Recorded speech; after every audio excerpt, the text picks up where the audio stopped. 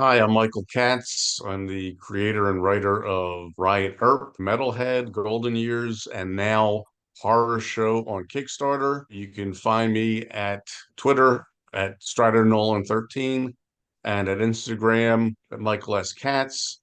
And you are watching and listening to Two Geeks Talking, although this time we've got three geeks. Hi, I'm Darryl Banks, creator of various creative works such as Horror Show, an artist on the graphic novel. You can find me on social media. I'm on Twitter, X, as at Real Bankster, and I'm also on Instagram as GL Prime. As far as websites, I also have a gallery at Comic Art Fans. And you're watching and listening to Two Geeks Talking.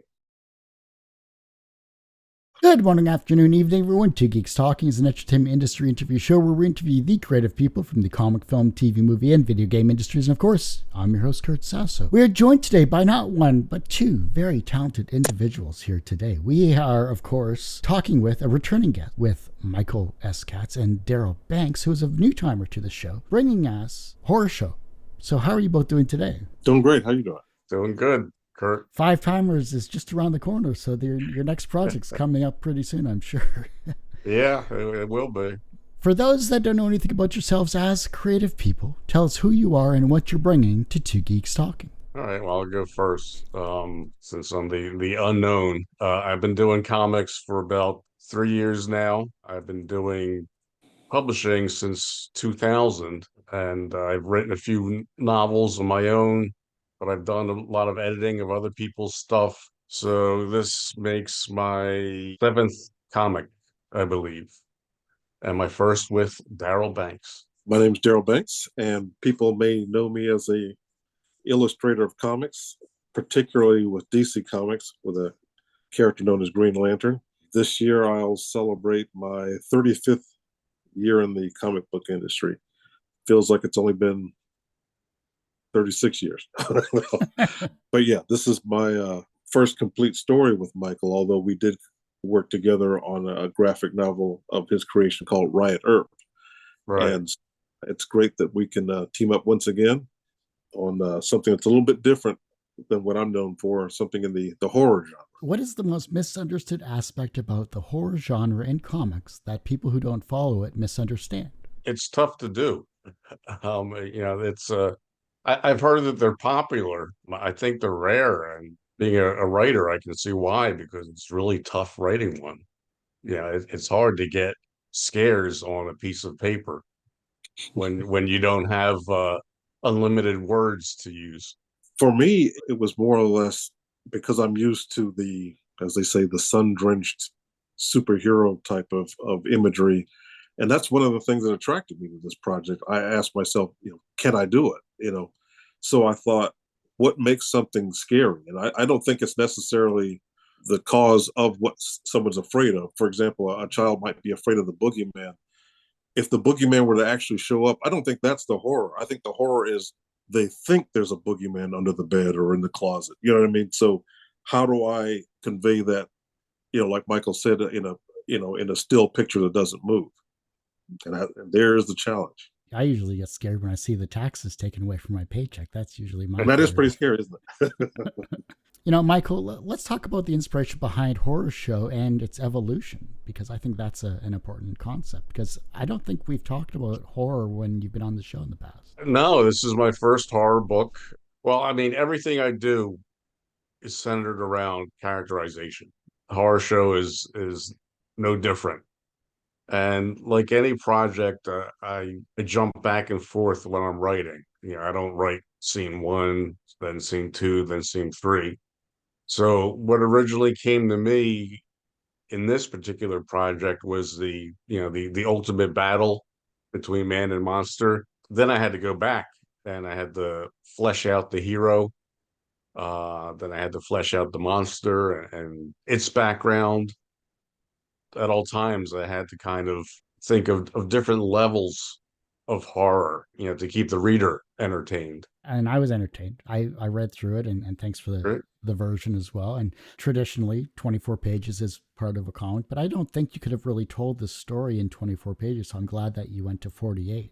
Yeah, I wanted I wanted this to be a one and done graphic novel. Some people have read it and said that they hope that the character, comes back.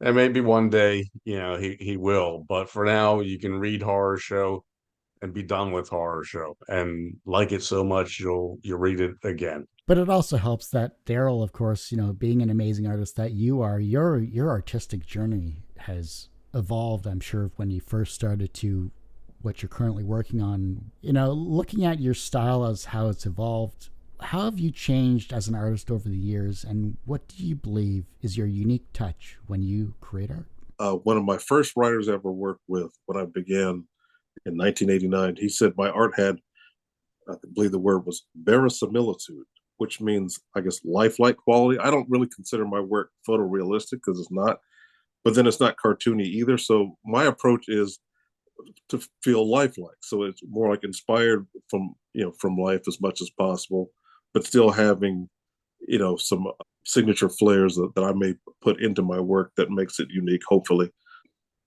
Like you mentioned, it's a journey. It's not something where I feel like I've sit back and go, all right, this is the way I can draw from here on out. I'm pretty much good now. Like, no, I'm always thinking, how can I make it better, more unique, and more appealing? What flares are your unique style? I don't really feel that I can answer that. I think that's something that it would have to be, beauty is in the eye of the beholder. Like how someone would, the opinion that they would have. And honestly, I've never really had anyone really sit down and tell me what that is. People normally talk about they like what I've drawn, not so much how I've drawn it. And I'd be kind of interested to know. I think for me, in looking at Horror Show, it was the action and the colors. I think how you portrayed the action, especially in the later scenes. I'm not going to spoil it. I'll let Michael do that. Color was handled by different artists. I just did the black and white. I have to give the colorist, his which we'll talk about. Actually, is one of the questions, because we want to give proper credit where credit is due. Right. But from an action standpoint, from a panel to panel standpoint, I think the framing was perfect. It felt like an episode of Fargo, but it also felt like it had a bit of, I'd say, Rambo inspirations to it as well. I think there was something that just really just kind of sucked me in as I was going. It wasn't just I know how the story is going to end. It was, what is this character, which we'll talk about, going to do? Mm-hmm. Well, I mean, that's what I want, is to keep you engaged so that the art isn't overpowering the story, but it enhances it. It's a collaborative effort. Speaking of characters, Michael, obviously you created the amazing character of Ben Horowitz, who is the main character of this fun series. Right. Looking at this experience, it felt authentic, especially with the PTSD and how you really portrayed the character from beginning to end. How did that come about, and why is that an important thing for you to dive into? Well, how did it come about? A lot of research. You don't want to just make every character yourself. You don't want, be writing Mary Sue characters into every story you do. Every element of Ben Horowitz's character came from somewhere. I didn't create him out of thin air. I kind of put him together like a Frankenstein monster from bits and pieces of other people. Other characters in the film and TV, and then for most of us, you do have to put a little bit of yourself into it when you do write. So I may not be a Vietnam vet, or I may not have PTSD, but how would I act if I did? How would I act if I was in that situation? That's how you keep things realistic. When you were creating this particular story, though, like you said, you don't start from beginning to end. You kind of piece it together as you go. And I think that's a great approach to writing when it comes to character development and world building. I think that helps as well when you have a talented artist like Darryl, too, as well as the amazing colorist that you had in regards to that. But looking at the journey then of this character from beginning to end, how did that character evolve, and are you happy with its end result? Oh, I'm definitely happy with its end result. I've been given credit for more things than I realized I had put into the book. I've been told that the story has multiple levels of horror, and that's what I was shooting for. And it's not easy writing a horror book, so you want to include a variety. You don't want just one or two jump scares and that be it. So this book, it goes, from the in your face supernatural to the everyday horrors that people face on a personal scale. I think you need that balance to ground the book, make it realistic so that people can more believably read about the stuff that doesn't happen every day when they can feel for the stuff that does happen every day or can happen every day. Who is the team that's obviously we have Darryl, but who is the full team in regards to creating a horror show? Darryl and I, of course, and then my colorist is Julio Santos. He's been my go-to guy on everything except Riot Earp. I just love his work. I like to think I found him because he wasn't doing a whole lot when I came across him, and I just thought, his stuff was terrific. Then for letters, we got Keith Champagne acting under the nom de plume of Alfie Betts, and Keith just does an awesome job. I mean, Keith's only been doing lettering for a couple of years, and he's amazing at it. And it's an unsung quality to be a good letterer. Seeing both you and Darryl working on something like this and bringing in so many talented people, I think it's a great testament to your creation as a writer and as a person that's trying to promote the arts to the best of his ability. I'm not a household name. I'm not a household word. So what I got to do is bring as much quality to every product I put out as possible. Yeah, and you're going to get quality. You're going to get the best story I can do, and that's why I have editors. Get the best art I can find, best colors, best lettering, best paper that the book is printed on. You're going to be happy front to back. The supernatural elements are a nice touch, I think. And when it comes to balancing the supernatural, especially with this type of story, can you give specific instances where you felt that the interactions between Ben and the Wendigo added depth to the story, whether it was from a writing standpoint or from an artistic standpoint? Okay, all right. I was going to say that actually, Ben and the monster don't interact, more than once. They do have something in common, and I don't want to ruin that. I don't want to ruin the surprise, but it makes for two additional smaller horror beats in the book because I wanted each character to intentionally have horror in their own backstory, and not just for shock value, but to give the reader some shorthand into the characters and who they are. Because I think, like I said before, characterization is so important that you need good fleshed out characters to make a book that will stick with someone. I think with the Wendigo, what separates it from, let's say, your run of the mill monster is, it's like Michael had said, there's characterization there. It's a monster, but there is a why. If you read the story, you'll see it's not, oh, it's a monster. That's what they do. They kill people. It's got a little bit more than that, and I think that the readers will discover that, especially when we dig into its origins. I know you guys don't want to go into spoiler territory with right, that, so right. I'm not going to push more on that particular question. But let's look at the collaboration that you both have worked on with each other, and specifically with Horror Show. Michael, what was the first piece of artwork you got from Darryl that just blew your mind away? And Darryl, when you were reading the script, what was the first image that came to mind that you were like, I have to just draw this right now? When it comes to drawing, I was taught, even though he doesn't remember, the legendary inker Terry Austin once told me that when you're working from a script, try not to read the whole thing at once unless you're going to lay out the whole thing at once. And I knew I wasn't. I was going to do it in sections. So that's how I did the layout. In other words, as I'm working on it, I'm reading it. I felt like if my reaction is, oh, now that's interesting, I think the fans are going to love that. Hopefully I conveyed that artistically. My genuine reaction when I see something in the script and go, okay, now it's the first image that pops into my head. I want to communicate that graphically. That was, I think the benefit of doing the layouts as I'm reading it, instead of just reading it all the way through, then coming back and then start doing the layouts. Because then I think I'm starting to second guess, what should I draw? As Terry had showed me, is that usually the first image that pops into your head is the correct answer, and usually the freshest one. And that's why I approached it in that manner. I think Darryl did amazing work. I mean, the first thing he did obviously was draw the creature, but then he would turn in a page at a time. And when I write, I'm cinematic in nature. I mean, I can do a little bit of drawing myself, so I'm artistic, and I can imagine what a book should look like or what a scene should look like and how it should play out. And then when I write the panels down and I give them to Darryl and they come back, like fully fleshed out, just as I'd imagine them, it's just a big wow to me every time I see a new page. I like this collaboration. The fact that you work together with each other on Riot Earp and now onto this particular horror show story. What is it about working with each other that just excites you to keep creating?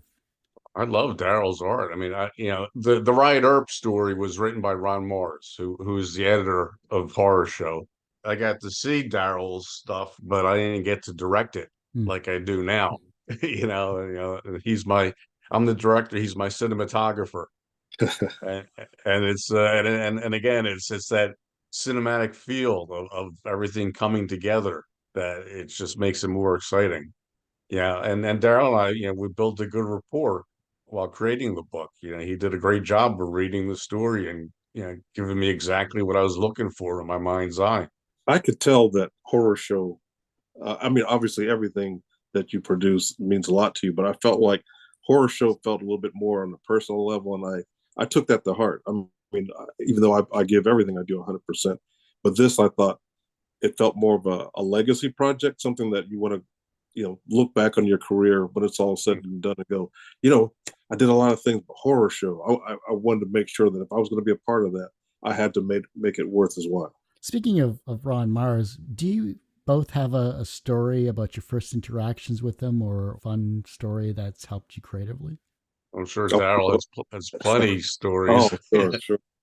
Um, it's pretty long. I mean, working with Ron, I mean, even though I had been in the industry half a decade before we worked together on Green Lantern, Ron, working with him was different from other writers because he really had an artistic what it was going to look like, and I think that has a lot to do with when you live in that part of New York around a time when when he was younger, it was Jim Starlin and Bernie Wrightson and so many other creative giants. Even though he's a writer, you can't be around that level of Mount Rushmore artists and not think visually. And I think when he writes, he's thinking what this is going to look like, not just what the story we're telling.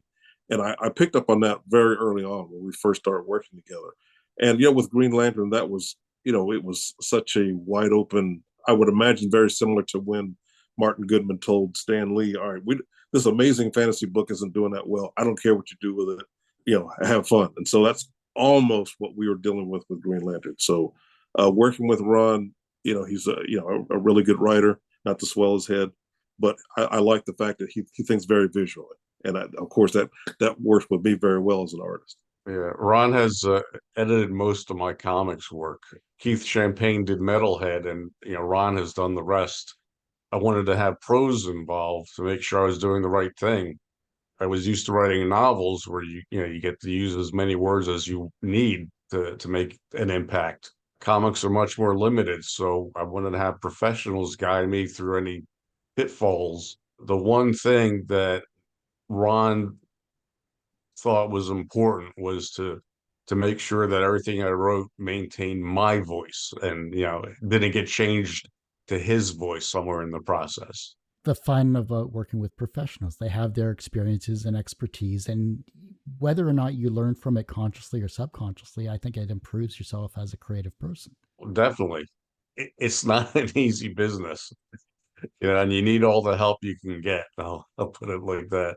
This is not your first rodeo when it comes to Kickstarters. What insights and lessons have you learned from when we first spoke about Riot Earp to your current Kickstarter with Horror Show that you're excited about? This comic is different in terms of some other stuff because sex sells, especially on Kickstarter. Not safe for work content sells big. My last book, Metalhead, had over 330 backers, and Riot Earp, which has sexual situations, has had over 300 backers. And I just hope that those people come out for horror show because they're going to get another great book. It may not have sex or nudity, but it stands on its own as a powerful book. It's still for mature audiences. And, people are definitely going to enjoy it if they read it. We have a variant cover by an artist named David Diaz. Got a nice, very lifelike quality to his work. We've got pinups. And most important of all, we've got commissions from Darryl Banks himself. Best of all worlds. I think so. Darryl, looking at your work as an artist here, what was an early experience where language had power? Well, I think it always has power. When you have a medium that that isn't moving, you have to have really. It's got to be entertaining, and there are different ways to entertain. It's not always large, explosive, flamboyant. It's got to be interesting, and sometimes it's in subtle things. I think about the work of the great John Buscema. He's known for many different things, but I think about images that he's made, like a classic picture of Loki just sitting in the throne, but just kind of weight shifted more on one elbow. Those subtle things, and it's so powerful. Mephisto on a throne, just not doing his normal cacking. It's almost like he was thinking about something, that sort of thing. There are different ways to have that visual language, and it conveys, as long as it relates to the story, and you're really trying to get a point across. Tell the story. That's the important thing with the visual language. Do you have 3 artists that have inspired your career from when you first started to your current level of expertise? Wow, more than 3. Wow. There are artists that inspire me, and there are artists that influence me. And what's the difference? Well, there are artists that my art looks nothing like, but they inspire me, like Arthur Adams. Our styles look nothing alike, but he's always been inspirational because of, just look at it. Then there are artists that, influenced me. I think Dennis Cowan, because he used to spend so much time looking over my samples, and I used to, I tell you, it was borderline stalking, especially when I was trying to break in the industry. And his work has that lifelike quality to it that I endeavor to put into my own work. Alan Davis is another big influence, and he's both an influence and an inspiration. Especially if you've ever met him in person, he's a great guy as well. So yeah, I mean, I could drag on and on about artists that I've admired, have inspired my work. It's an ongoing process. Like I mentioned earlier, I'm still not to the point where I go, yeah, this is it. This is my look. Mainly because I pride myself in being adaptable. I also do toy design and commercial art, and it's more based on, what do you need me to do? It's kind of like, what's the mission? It's like I'll transform into what's necessary for the current project. So the Optimus Prime of advertising. That was a stretch, but I'll take it. Now that this project has been completed, now that Horror Show is already ready to go, it's on a Kickstarter campaign. Looking back at your journey on this particular story, what's next for both of you? Oh, well, for me, it's just keep working whatever good projects are available. Obviously, I'm going to always prioritize anything Michael wants to do, because he's been amazing to work with. I also mentioned I do commercial illustration. I do gaming design. It's, I like being employed.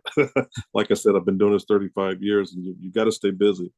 And staying busy helps you maintain things. The worst thing is to not have anything to do. I think nobody wants nobody wants, if you've ever heard that expression. Next for me, I got the next Riot Earp coming up.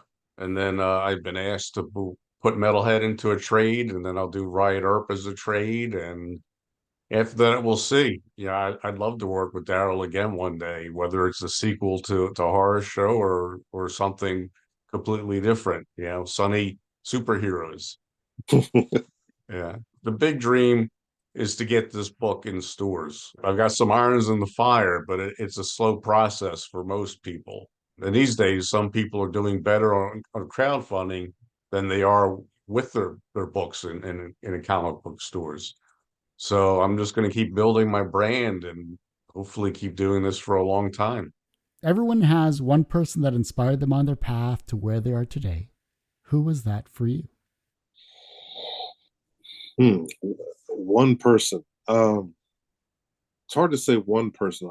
I'm fortunate to be able to say that from the beginning, even till now, my family has always been supportive of me wanting to do this unusual thing, especially like comics, because I'm the only one, to my knowledge, in my family tree that's ever pursued anything like this. But they believed in me, and I've always had my family's support. I remember my father, who passed away in 2019. I still remember when the package from DC Comics arrived with them saying that they were interested in working with me. He was just as excited as I was. And so I'd have to say, even though they don't draw, I feel that, my family is very creative in other ways, and they were always supportive. I can give you one more person than before, because horror show in particular, I used a lot of Steven Spielberg, the movie director's influence, especially with Jaws. And I know he did it because the Jaws mechanical creature was not very good. He didn't show a lot of the creature, a lot of the shark, till the very end. And that's what I tried to do while I was, pacing a horror show, is try to show as little of the monster and then just reveal it more and more as the story went on. From a professional standpoint, you are both successful in your respective fields. Do you consider yourself personally successful? I don't. I don't. Yeah, I'm more than most, but I'm less than a lot. So it's a daily grind. You can't ever be satisfied with what you have. You've always got to be yearning for more and striving for more. Success is a journey. It's in all the cliches that go along with it. It's one of those things where successful, it's a relative term. I think when you've gone from just an idea in your head to actually pursuing what you want to do, I feel like that's success. I mean, can you put a number, an amount? Can you quantify it?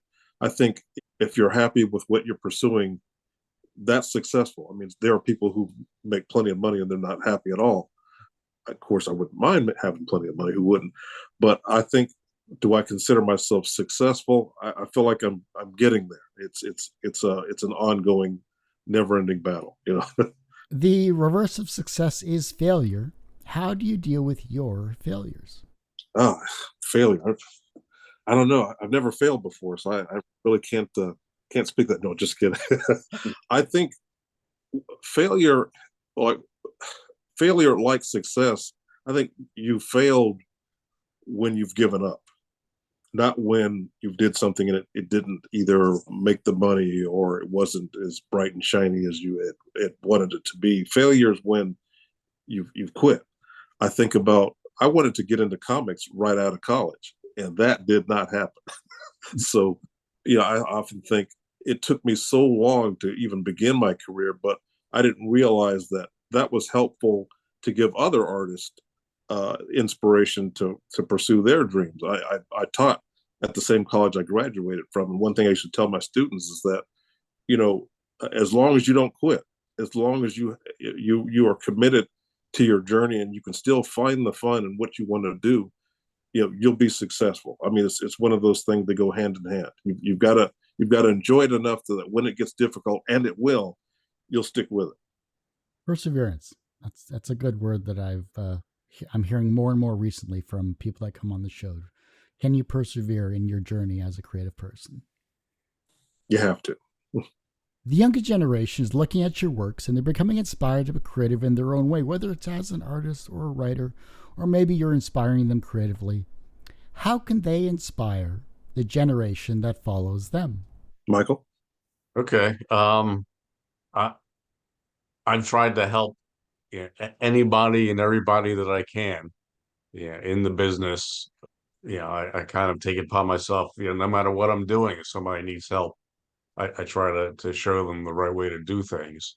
You just have to hope that people, pass it forward, and that the people that I'm helping are going to turn around and help the next generation and show them the ropes, just like, people showed me the ropes. One thing I think the new generations can pass on to those that follow them is that when they're taking advice and applying it and keeping it simple, I think when it's simple, it's easier to communicate to someone else. If it gets really wordy and complicated, I get asked all the time, from convention appearances, store appearances, there are up and comers that want to know, how do I do this? How do I stick with this? And instead of looking at their art and just talking about, well, you need to work on anatomy, work on perspective, I say start with some basic things like relax.